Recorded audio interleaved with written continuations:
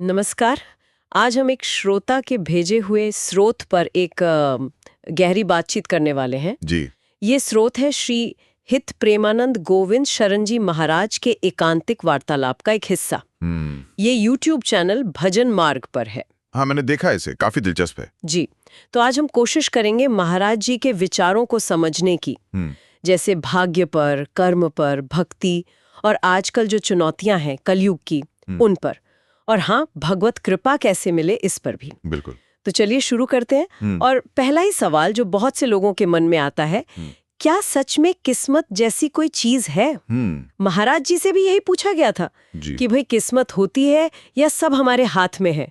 क्या नजरिया सामने आया उनका? देखिए, महाराज जी का नजरिया तो इस पर एकदम साफ है। वो मानते हैं कि हाँ, किस्मत होती है, भाग्य होता है, बिल्कुल होता है। अच्छा। और ये हमारे पिछले जन्मों के कर्मों का ही नतीजा है, मतलब अच्छे कर्म या बुरे कर्म जो हमने किए हैं। अच्छा, जिसे प्रारब्ध कहते हैं। हाँ, बिल्कुल, प्रारब्ध।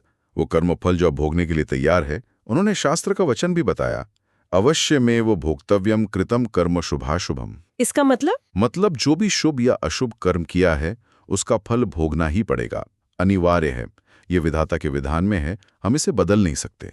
तो फिर यहाँ एक बड़ा सवाल उठता है, अगर भाग्य इतना ही प्रबल है तो फिर इंसान के अपने हाथ में क्या है?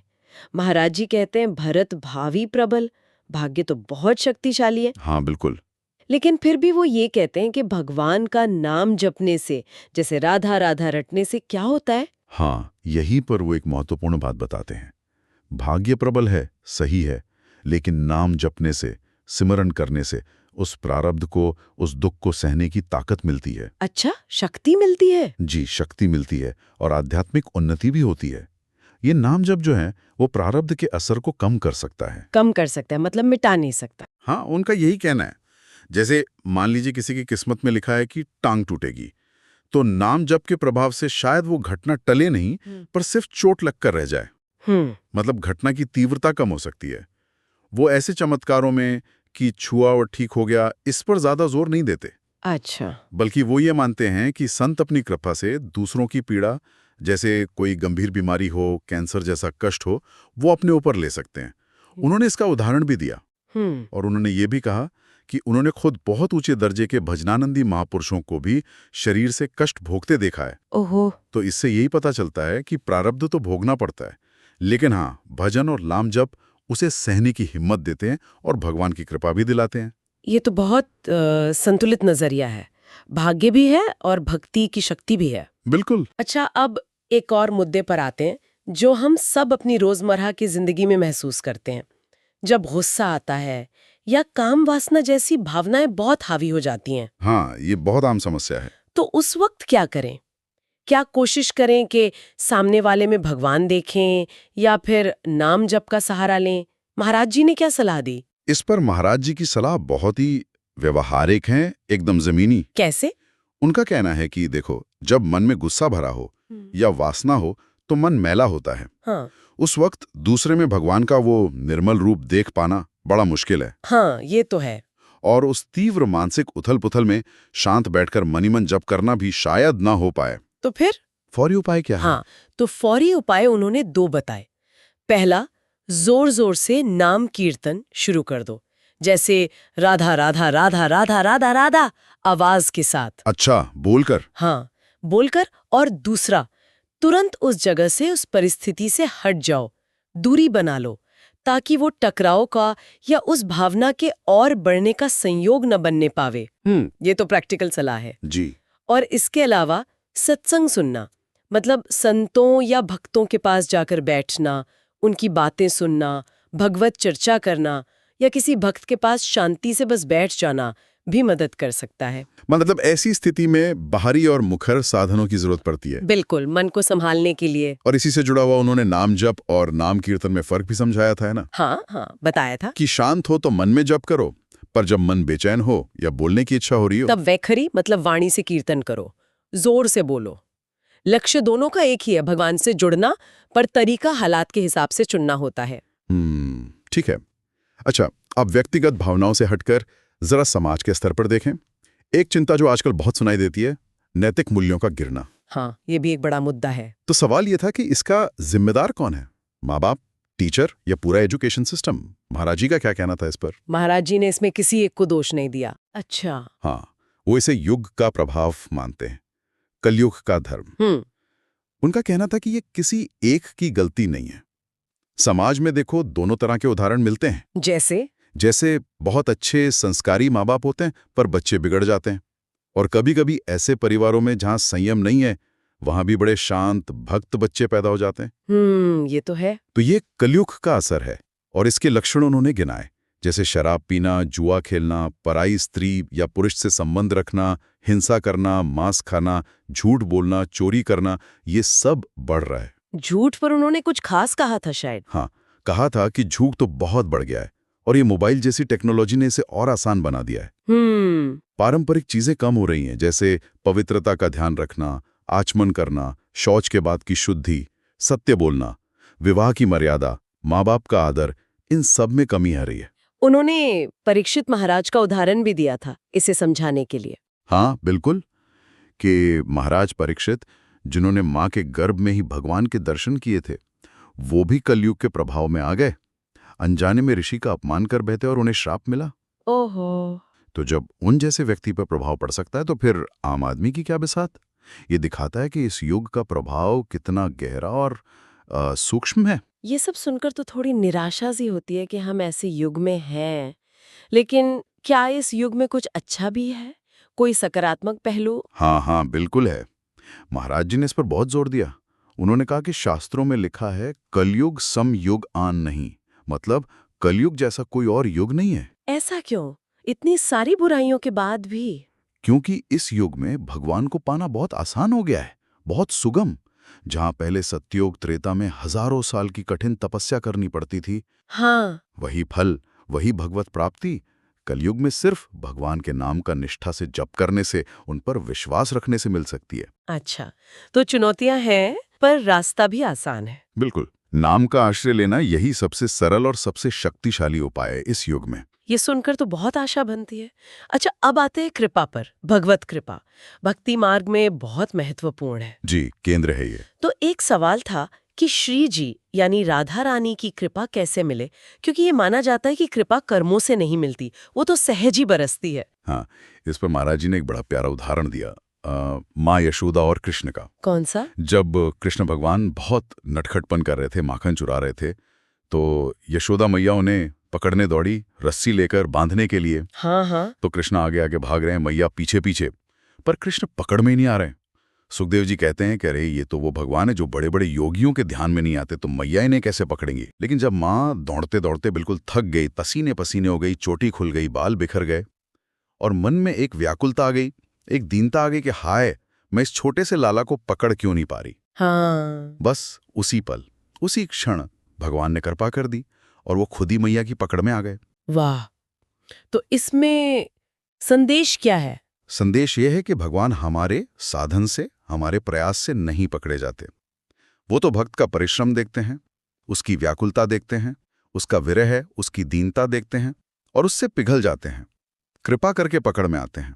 अच्छा। हमारा जो साधन है, नाम जपना, कीर्तन करना, कथा सुनना, रोना भगवान के लिए, सेवा करना, ये सब सीधे भगवान को नहीं पकड़ते। तो फिर ये साधन उस कृपा को अपनी तरफ खींचते हैं, कृपा को आकर्षित करते हैं, और कृपा ही भगवान से मिलाती है। महाराज जी ने तो यहां तक कहा कि जिस पर कृष्ण की कृपा नहीं है, वो एक बार भी कृष्ण नहीं बोल सकता। अच्छा। हाँ, तो गुरु का मिलना, धाम में वास मिलना, जैसे वृंदावन में रहना, भगवान की सेवा मिलना या नाम जप कर पाना, ये सब कृपा के ही लक्षण हैं। इसलिए अहंकार से बचना और दीनता रखना ये बहुत जरूरी है। इसी से जुड़ा एक और भाव था, ठसक। कुछ भक्त होते हैं ना, उन्हें लगता है कि अरे हमारे गुरु तो इतने बड़े हैं, या हमारे इष्ट हमारे साथ हैं, हमें क्या चिंता। एक तरह का आत्मविश्वास कह लीजिए। हाँ, समझ गया। इस ठसक पर महाराज जी ने क्या कहा? ये अच्छी है या इसमें कोई खतरा है? देखिए, महाराज जी ने कहा कि ये ठसक या आत्मविश्वास तभी सच्चा है, तभी काम का है, जब सुमिरन लगातार बना रहे। सुमिरन मतलब भगवान का स्मरण। हाँ, भगवान का नाम या रूप याद आता रहे। अगर सुमिरन छूट गया तो ये ठसक एक धोखा भी हो सकती है, क्योंकि असली भक्ति तो तब परखी जाती है जब हालत बिगड़ती है। जब सब ठीक चल रहा है तब तो कृपा महसूस करना आसान है, पर जब जीवन में कोई बड़ा दुख आए, कोई मुसीबत आए, उस वक्त भी जो धीरज रखकर भगवान का नाम लेता रहे, सुमिरन करता रहे, वही असली भक्त है। अच्छा। महाराज जी ने तो यहां तक कहा कि सुमिरन छूट जाए और भगवान मिल भी जाएं तो ऐसा मिलना भी नहीं चाहिए। नाम जबकि निरंतरता सबसे ऊपर है, चाहे आप ऑफिस में बैठे हों, घर पर हों, कहीं भी हों। अगर सुमिरन छूट रहा है तो मतलब कहीं ना कहीं माया अपना काम कर रही है, हमें बहका रही है। ये निरंतरता वाली बात बहुत बहुत महत्वपूर्ण लगी। अच्छा, अब कुछ और व्यवहारिक चीजों पर आते हैं। निष्ठा, जैसे प्रसाद निष्ठा, धाम निष्ठा, ये कैसे आती हैं? क्या ये अपने आप अंदर से पैदा होती हैं या हमें इन्हें अपनाना पड़ता है? महाराज जी का कहना है कि इन्हें सक्रिय रूप से अपनाना पड़ता है, अभ्यास करना पड़ता है। उन्होंने कहा लेना चाहिए, स्वीकार करना होगा। उदाहरण देंगे? हाँ, जैसे प्रसाद निष्ठा। इसका मतलब है कि ये संकल्प लेना कि हम सिर्फ भगवान को भोग लगाया हुआ प्रसाद ही खाएंगे, बाहर का कुछ नहीं। या धाम निष्ठा, इसका अभ्यास कैसे करें? जैसी छुट्टी मिली तो घूमने फिरने कहीं और न जाके सीधे वृंदावन भागें। ये धाम के प्रति अपनी निष्ठा दिखाना है। अच्छा। या फिर मान लीजिए आप अलग अलग देवी देवताओं के मंदिर जाते हैं, सबका आदर करें, प्रणाम करें, लेकिन जयकारा आखिर में अपने इष्ट देव का ही लगाएं। अपने इष्ट के प्रति एक निष्ठा। हाँ, ये अनन्य भाव, ये अभ्यास से पक्का होता है, इसे अपनाना पड़ता है। अच्छा, श्रोता में कुछ खास लोगों ने भी सवाल पूछे थे और महाराज जी ने उन्हें व्यक्तिगत सलाह दी थी। उनका जिक्र कर सकते हैं संक्षेप में? हाँ बिल्कुल, कुछ याद है मुझे। एक टीचर थे, वो कह रहे थे कि मैं बहुत निस्वार्थ भाव से बच्चों को पढ़ाता हूं, पर अब थक गया हूं, निराश हो रहा हूं।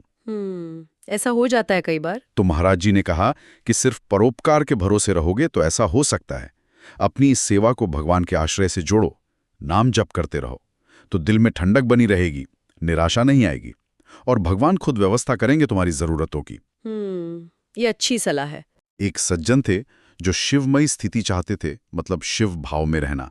उन्हें कहा कि निरंतर श्याम सदाशिव या जो भी गुरु ने मंत्र दिया हो, जैसे पंचाक्षरी मंत्र ओम नमः शिवाय, उसका जप करते रहो। ठीक। एक गृहस्थ ने षटकर्मों के बारे में पूछा था, यज्ञ, दान, अध्ययन वगैरह। महाराज जी ने माना कि हाँ, कलयुग में शास्त्र के अनुसार इन सब का पूरा पालन करना बहुत मुश्किल है, पर जो लोग निष्ठा से कोशिश कर रहे हैं उनकी उन्होंने प्रशंसा की। और कोई? हाँ, एक प्रचारक को सलाह दी थी कि जब प्रचार करने जाओ तो अपनी दृष्टि ठीक रखो, सब में भगवान को देखो, वासुदेव को देखो, और 3 चीजों से बचो: धन का लालच, स्त्री के प्रति आसक्ति और किसी के लिए मन में द्वेष। प्रचार के बदले में कुछ मांगो मत, बस यही चाहो कि लोग भगवान का नाम जपे। उन्होंने निताई महाप्रभु का उदाहरण दिया, जो उनका अपमान करते थे, उनका भी भला चाहते थे। अच्छा, और वो कोई युवा थे, यादव जी? हाँ, एक प्रभावशाली युवक थे। शायद समाज में उनका मान था, लोग उनकी बात सुनते थे। उन्हें सलाह दी कि अपने प्रभाव का अच्छा इस्तेमाल करो, खुद राधा नाम जपो, कम से कम 10,000 बार रोज। 10,000? हाँ, और लोगों के सामने गलत उदाहरण मत बनो, जैसे शराब पीना वगैरह, क्योंकि लोग तुम्हें देखकर सीखेंगे। और सबसे जरूरी बात उन्होंने कही, अपना फाइनल सही करो, मतलब अंत समय सुधारो।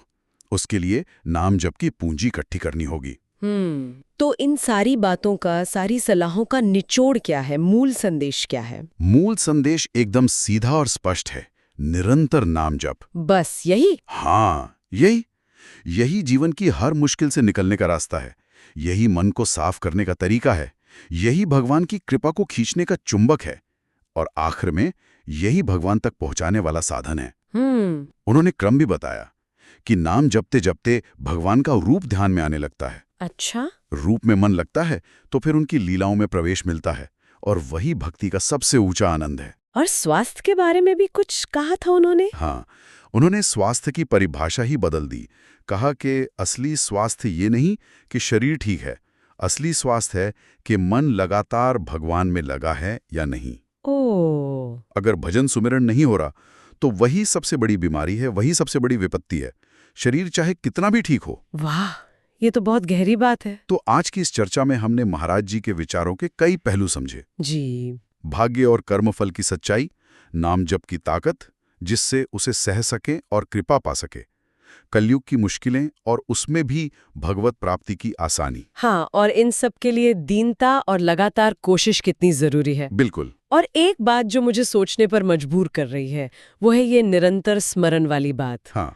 महाराज जी ने इस पर इतना जोर दिया, काम करते हुए, जीते हुए, हर समय, और जो उदाहरण दिए उन्होंने, टीचर, प्रचारक, गृहस्थ, युवा। तो ये सोचना चाहिए कि ये जो निरंतर स्मरण का अभ्यास है, ये सिर्फ अपनी शांति या अपनी मुक्ति के लिए ही है, या ये आज की दुनिया में जिस तरह से हम अपने काम करते हैं, जिस तरह से एक दूसरे से मिलते जुलते हैं, उसको भी बदल सकता है।